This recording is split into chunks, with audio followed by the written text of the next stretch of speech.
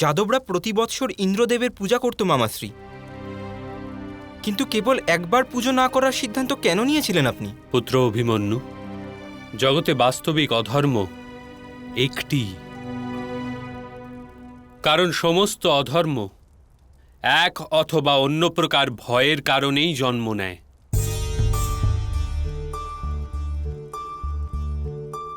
ভগবান ইন্দ্রের পূজার সাথে কোনো বিরোধ ছিল না আমার, কিন্তু ভয়ের কারণে ওনার পূজা করা হচ্ছিল। বাস্তবে তো ভগবান ইন্দ্রের কেউ পূজাই করছিল না পুত্র, সবাই কেবল নিজের হৃদয়ের ভয়কে পূজা করছিল। কিন্তু ভীত হওয়া কি স্বাভাবিক নয় মামাশ্রী? না পুত্র, বাস্তবে ভয় অপেক্ষা বড় শত্রু কিছুই নেই এই সংসারে। ভয়ের কি পরিণাম হয় সেটা জেনে নাও।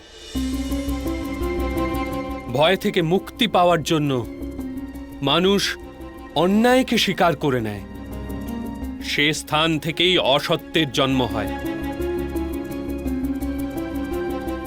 ভয়ের কারণে মানুষের মন চিন্তা আর সংঘর্ষে পূর্ণ হয়ে যায়, বিচার করার শক্তি নষ্ট হয়ে যায়, মন অথবা চিত্তের বিনাশ ঘটে।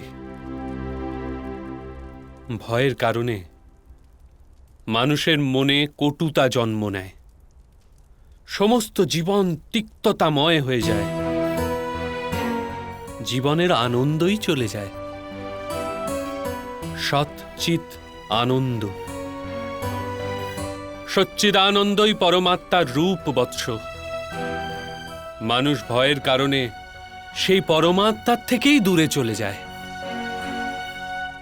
কিন্তু ইন্দ্রপূজা সে তো কোনো অধর্মের কাজ নয় মামাশ্রী।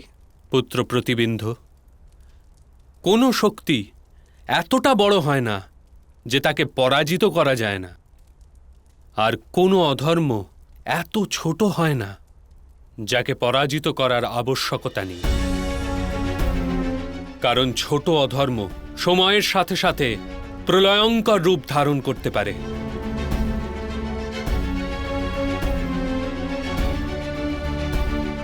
আমি সঠিক বলছি তো সখী?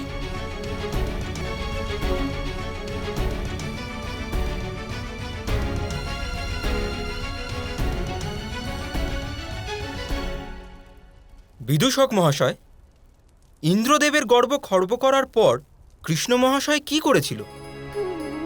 যুবরাজ যুবরাজ, এই বাসুদেবের পরাক্রমের কথা তো কখনো পূর্ণই হবে না। যদি আপনারা সবাই আদেশ করেন তাহলে এখানেই এই কথা কাহিনী সমাপ্ত করি। প্রাতঃকাল হয়ে আসছে, আর সূর্যোদয়ের সাথে সাথে বিবাহের বিধিও তো আরম্ভ হবে।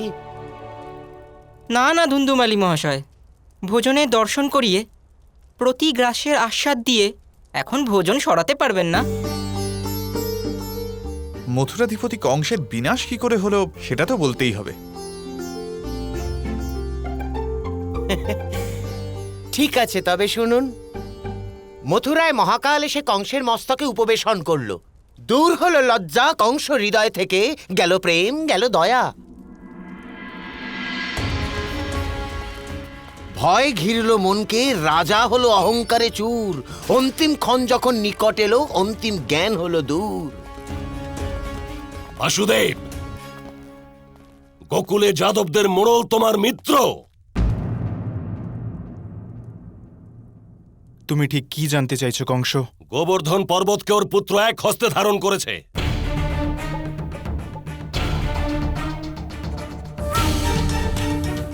এত শক্তিমানও কিরূপে হলো? কে সেই বালক?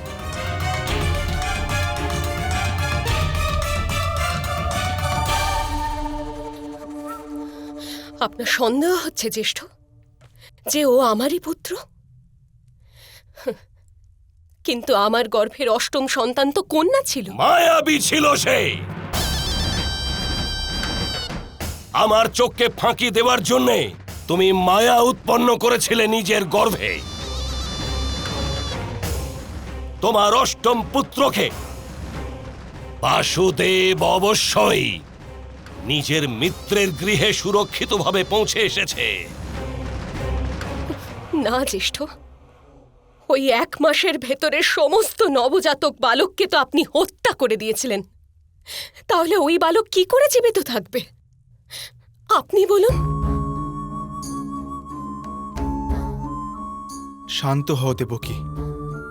এবার সময় উপস্থিত যে কংস এবার নিজের মৃত্যুর জন্য প্রস্তুত হোক।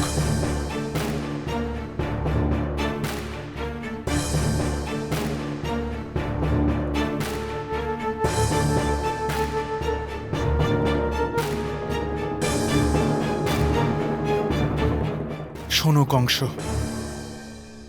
যে রাক্ষসদের তুমি প্রেরণ করেছিলে তাদের মৃত্যু প্রাপ্তি হয়েছে। রাক্ষসী পুতনারও মৃত্যু প্রাপ্তি হয়েছে। তবুও তুমি বুঝছ না। সবার প্রথমে দেবকীর সপ্তম গর্ভের বিষয়ে তোমাকে বলে দিই। দেবকীর সপ্তম গর্ভ সপ্তম মাসেই দেবতারা আমার অন্য পত্নী রোহিণীর গর্ভে স্থাপিত করেছিলেন। তার নাম শঙ্করসানা। বলবান হওয়ার কারণে বলরাম নামে খ্যাত সে। সে আমার মিত্র নন্দের কাছে সুরক্ষিত রয়েছে। আর আমার অষ্টম পুত্রের নাম কৃষ্ণ।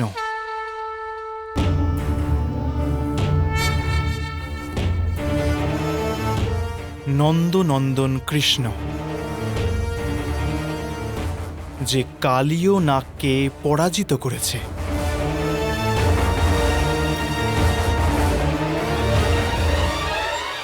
আর 1 আঙুলে গোবর্ধন পর্বতকে ধারণ করেছে।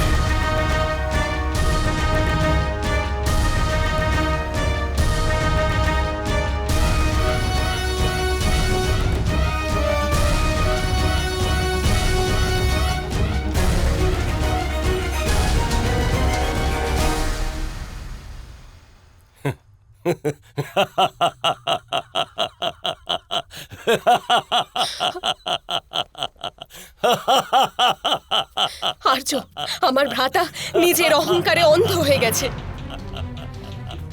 ও আমার পুত্রদের মৃত্যু ঘটাবেই। আর্য, তোমার পুত্রদের যদি মৃত্যু সম্ভব হতো তবে বর্ষ পূর্বেই হয়ে যেত।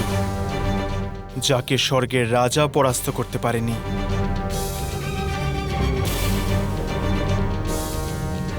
তাকে মথুরা রাজা কি করে পরাস্ত করবে? মূর্খ তুমি বাসুদেব, মূর্খ। আমি শীঘ্রই তোমার 2 পুত্রকে বাধ্য করব মথুরা আসার জন্য। আর ওদের মৃত্যু তোমাদের দুজনের সম্মুখেই হবে। মহাশয় ক্রূর, শীঘ্রই বৃন্দাবন গিয়ে ওই 2 বালককে মথুরা নিয়ে আসুন। নিজের মৃত্যুকে স্বয়ং নিমন্ত্রণ জানাচ্ছেন কংস? আমার মৃত্যু? আমার মৃত্যু? যতদিন বাসুদেব আর দেবকী জীবিত আছে ততদিন আমার রক্ষা এই দুজনেই করবে। এদের পুত্র এদের মৃত্যু ভয়ে নিজের প্রাণ স্বয়ং ত্যাগ করবে। যান, কৃষ্ণ আর বলরামকে মথুরায় নিয়ে আসুন।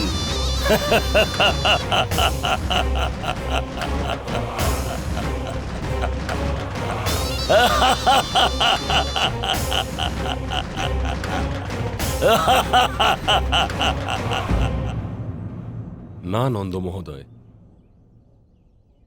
এই পবিত্র ভূমিতে চরণ রেখে আমার জীবন পবিত্র হয়েছে। ঈশ্বর মূর্তিতে বিরাজমান, কিন্তু মন্দিরের আঙিনাকেও পবিত্র জ্ঞান করা হয়। সেই প্রকারেই এই সমস্ত ব্রজভূমিও পবিত্র স্থান।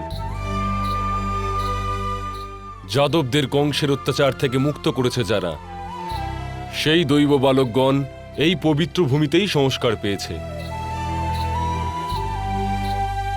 পুত্রগণ, মথুরার মহারাজ কংস নিমন্ত্রণ জানিয়েছেন তোমাদেরকে।